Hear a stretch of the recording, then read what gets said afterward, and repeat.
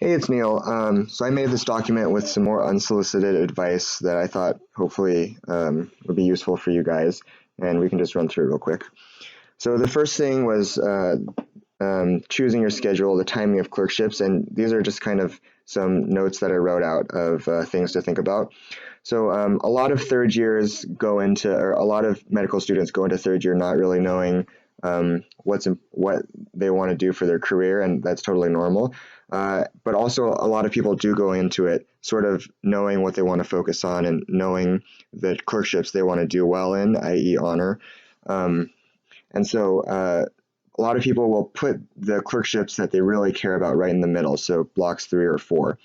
And there are a bunch of reasons for doing that. Usually, block 1, not only are you learning how to be a third year medical student, which is a pretty steep learning curve, you're often also learning how to function in a hospital, how hospitals work, how to do SOAP notes when you're really used to writing H&Ps, those sorts of things. So block 1 and sometimes even block 2, it's pretty tough to even really know what's kind of going on.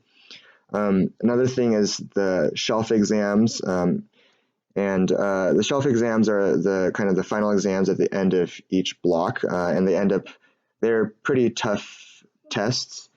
And I think over the course of third year, you get a little better at them as you get used to taking them. But in the beginning, they're pretty hard. And I think definitely for some people, block 1, the shelf exam is pretty rough. Another consideration, so usually by the end of third year, a lot of people start getting burnt out and it's kind of hard for them to care, especially around block 5 and definitely block 6.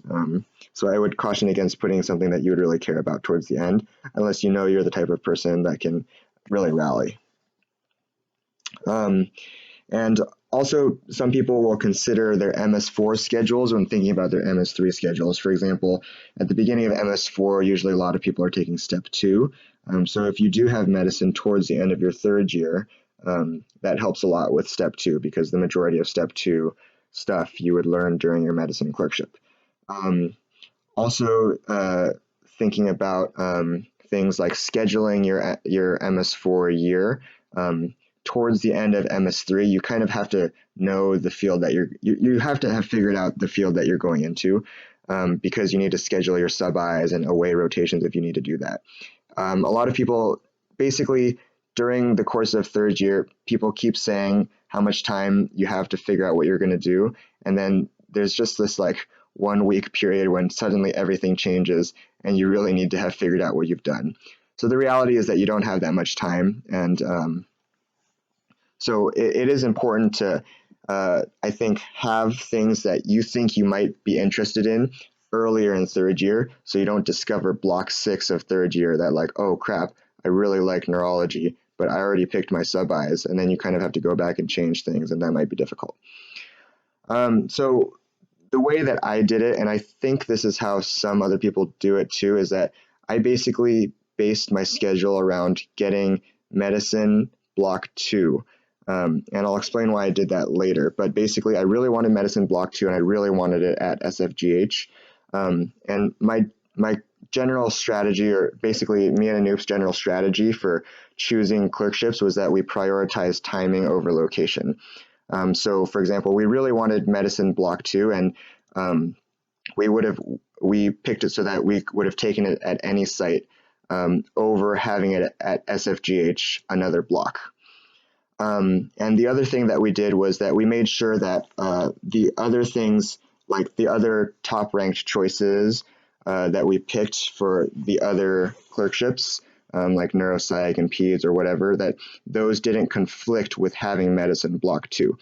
And so this kind of forced, or the way that we thought about it, this forced the program to give us what we wanted, which was medicine block 2 at SFGH.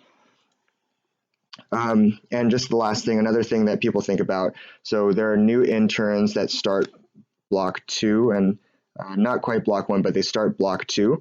And so these are people who are often brand new to UCSF and brand new to the system. And as a medical student, you can be really helpful with the new interns around.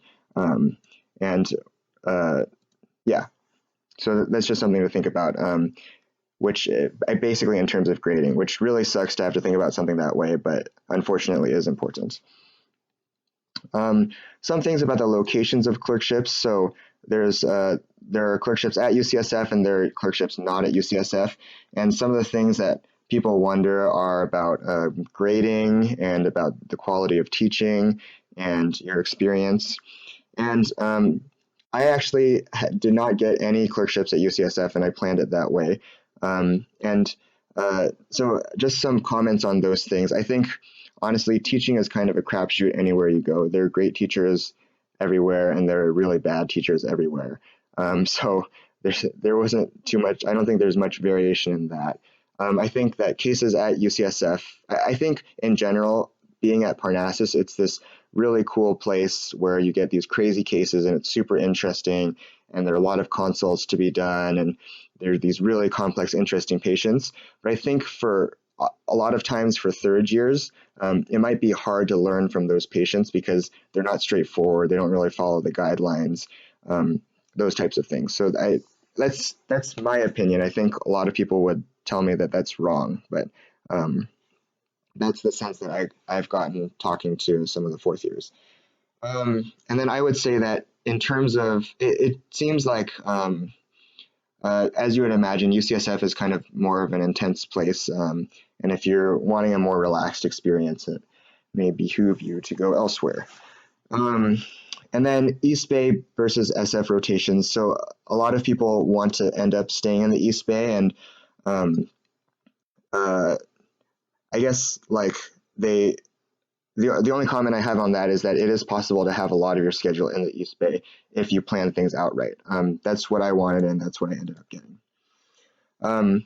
So now we can take a look at my schedule, and then I'll tell you about some of the other sites that I know about. I didn't actually have time to pull my class like before, but I'll tell you what I do know. So like I said, my schedule is centered around medicine. I really wanted medicine block 2 at SFGH, which is what I ended up getting.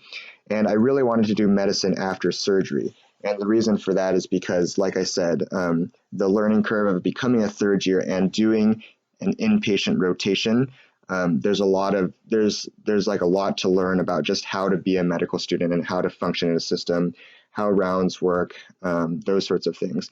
And so doing surgery before medicine for sure helped me during my medicine clerkship. And that principle is kind of the same for other things as well. For example, well, I guess I'll talk about that here. Sorry. Okay. Yeah. And another thing to consider that people think about is that surgery, medicine, and OB-GYN are the really time-intensive and tiring rotations, and oftentimes people want to take breaks between them so they don't get super burnt out. So I put pediatrics in, I put peds in between surgery, medicine, and OB-GYN. And actually, I was pretty tired after medicine, so peds was kind of a struggle for me. So they are really tiring rotations. But Anoop actually had all 3, surgery, medicine, and OB-GYN in a row, and he ended up surviving. So it's not the best, but not the worst. I also front-loaded my schedule with surgery, medicine, and OB-GYN in the first 4 rotations because I know that I'm the kind of person who gets burnt out really easily, and I really wanted to try hard in those rotations and try to learn a lot. And like I said earlier, I wanted to avoid UCSF because I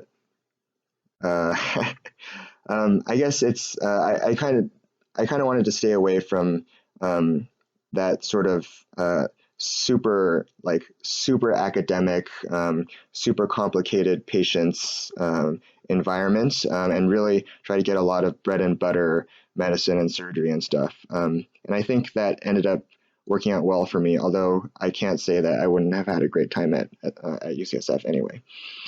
So this was my schedule. I had surgery, medicine, peds, OB, family, and then neuropsych. I did surgery at Highland, which I would highly recommend. The advantages of Highland over doing it at Parnassus was that I was super involved in the surgeries at Highland. I got to be a first assist on a bunch of different cases. They always let me close. In the ED, I was able to do it. So there's a trauma service at Highland. And I was able to suture people up in the ED and do injections and all those sorts of things. And I just really felt useful. And I felt like I was getting a lot of hands-on experience. The attendings were all super nice, and the residents were all super supportive. So Highland was an amazing place. The only downside, it is a commute. The hours are pretty long. Um, uh, and there's a call is there are 24-hour calls, which isn't the worst. You just I mean, who hasn't pulled an all-nighter, so whatever. Parnassus, I think the Parnassus, there's super cool and interesting services to be on. Like there's LTU, the liver transplant unit, which is one of the best liver transplant units in the world, if not the best. And you get to see these amazing, incredible surgeries. The downside is you don't get to do much. There's always like 5 attendings and 19 fellows, and then the residents, and then sometimes even the PAs get preference over you. So you don't get to do a whole lot of actual surgery. And then the surgery culture at UCSF is relatively malignant and kind of East Coast style. So a lot of people didn't have a very good time here. Anoop did surgery at UCSF Fresno and had a relatively good time, was able to get a lot of hands-on stuff, but he said that Fresno sucks. Fresno. Okay, so medicine, there are only 3 sites that you can do medicine: SFGH, Parnassus, and the VA. I really enjoyed my time at SFGH. I thought there was a lot of bread and butter medicine that you got to see. The attendings were all super underserved focused. A lot of them are mainly primary care doctors, but then sometimes attend on the wards. So I felt like I was with my people. And I really like the population. It's a lot of people who are homeless, low income. So I really enjoyed my time there. The only downside is that the EMR that they use is super old. It's not Epic. And so you get your own account, but you can't write notes or anything on the EMR. And so I had to surreptitiously use my intern's account to help them write the notes. And then sometimes the resident, the R2, would be like, yo, med students aren't allowed to write the notes. And then me and my intern would have to hide it from them. So that kind of felt weird. At Parnassus, that's certainly not the case. They have Epic. You can write your notes as the med student, get them co-signed. You can even pen orders and then have the residents sign the orders later on, which is super cool. And like I said earlier, there's just a lot going on at Parnassus. The patients are complicated. They're not straightforward. They don't follow the guidelines. There are often a lot of consult services involved. So it's super cool, quote unquote, high powered medicine. But I think sometimes it's a hard learning environment for a third year. The VA, I would say, is kind of similar to SFGH. The EMR is allows you can write your own notes. The downside is obviously you're not serving as many women, which didn't really appeal to me. I wanted kind of a more balanced population, and the population is relatively homogeneous. Like people are coming in, they have hypertension, diabetes, dyslipidemia, cardiovascular disease, et cetera, et cetera. And I would say that in general, the call schedule at SFGH and the VA is more relaxed than at Parnassus. I think at SFGH it's Q5 and VA it's Q5, which means every 5 days you're on call. At Parnassus it's Q4. PEDS I did at Kaiser Oakland. It was basically a really great experience for me. Pretty relaxed and really good teaching and really kind residents. I've heard that. So, and I would call Kaiser Oakland a community site, quote unquote. And then there's also other sites like UCSF and Children's Hospital Oakland, which is now also a UCSF site, I guess.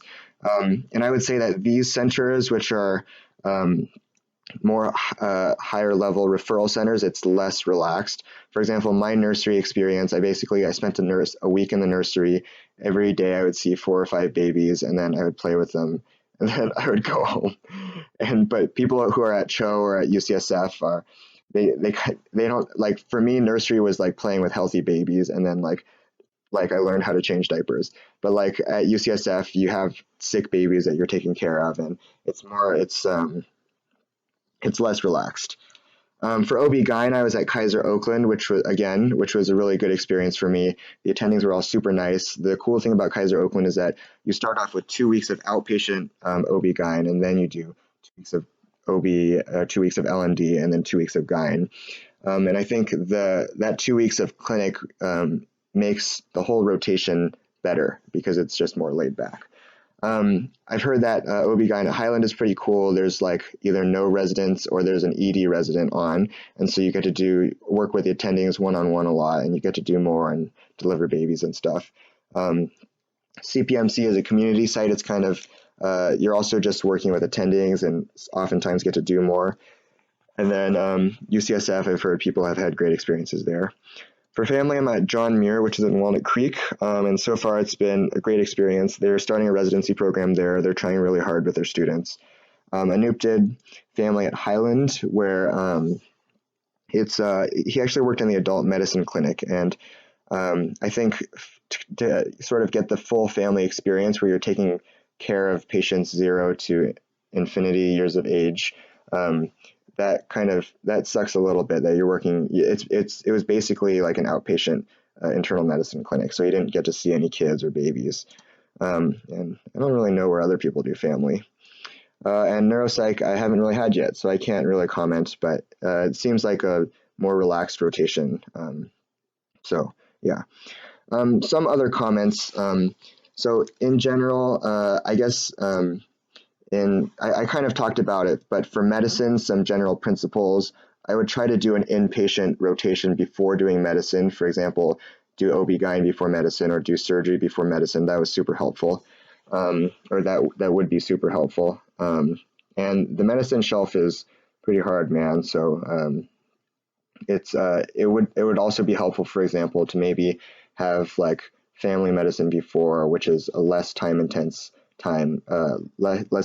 clerkship, and you can spend more time maybe during family studying for medicine or something. That's if you really want to do well in that. For people who are more focused on surgery, the surgical shelf is probably the hardest shelf, and it's actually, a lot of people say that there's a lot of medicine on the surgery shelf, and in fact that it's mostly medicine, which is sort of true. The surgery shelf it's a lot of perioperative care, and there's a lot of medicine in surgery, so that's what ends up happening.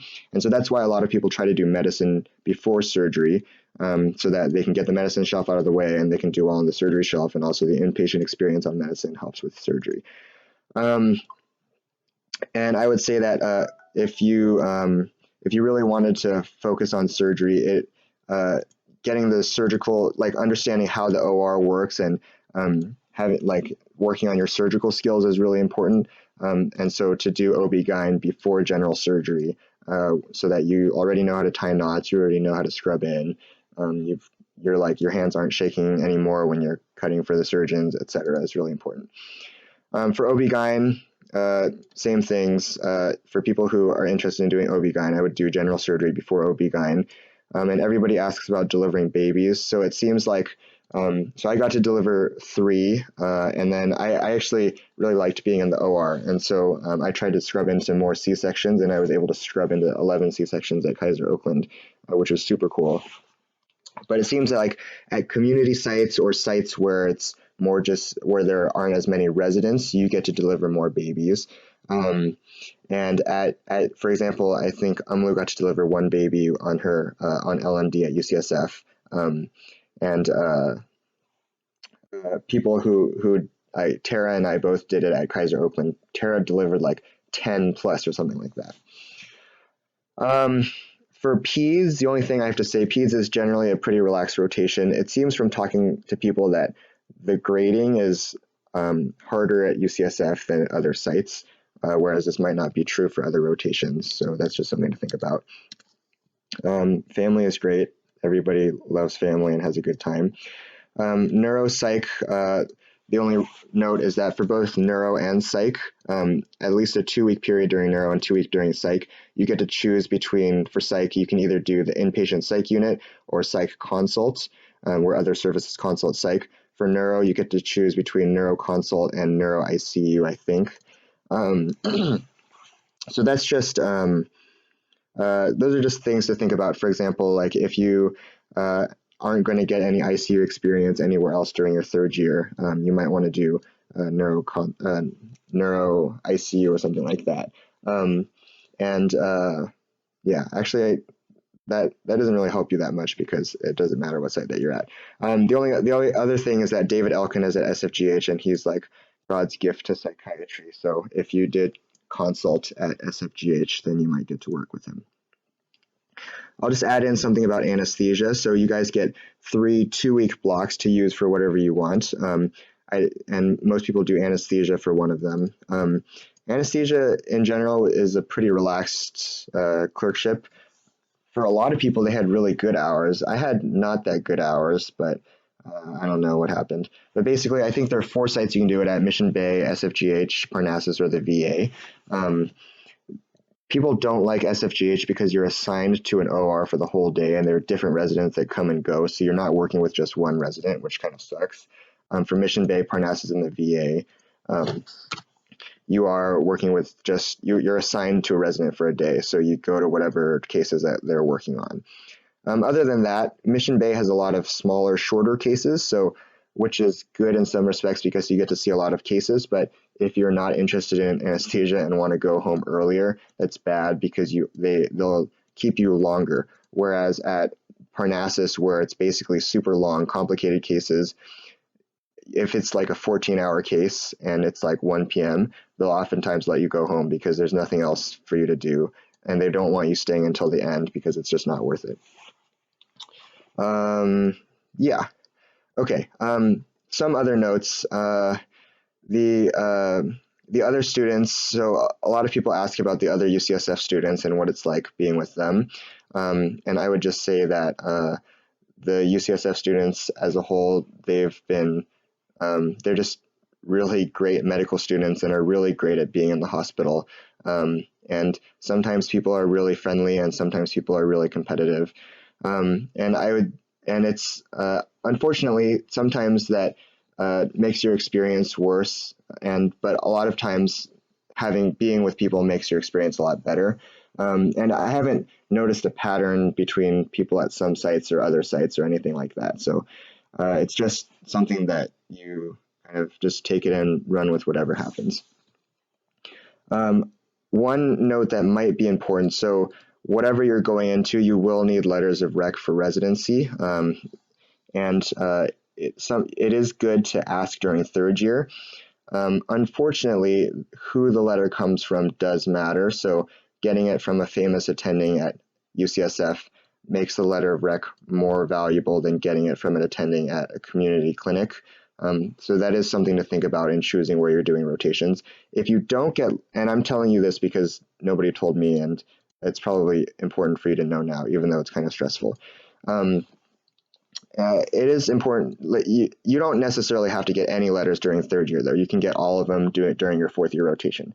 So you don't need to worry about it if it's something that's not something you want to worry about. And finally, I would say that actually nothing, like, the order doesn't matter that much. It's for a lot of people, it's just another thing to worry about. You can have medicine. If, let's say, you wanted to honor medicine, you could certainly be able to do that if you had a block 6 or block 1. And it's so up in the air and out of your control that I think you just put in the preferences and hope for the best, and whatever you get is what you get.